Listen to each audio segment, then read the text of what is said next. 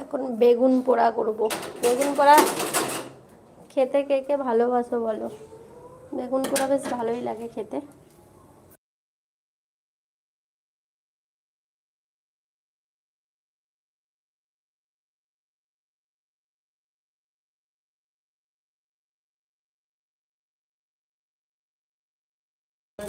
গ্যাসে দেখো বেগুন পোড়া বসিয়ে দিয়েছি, কারণ এইখানে তো দেশের মতো উনুনে হয় না, ওই কারণে।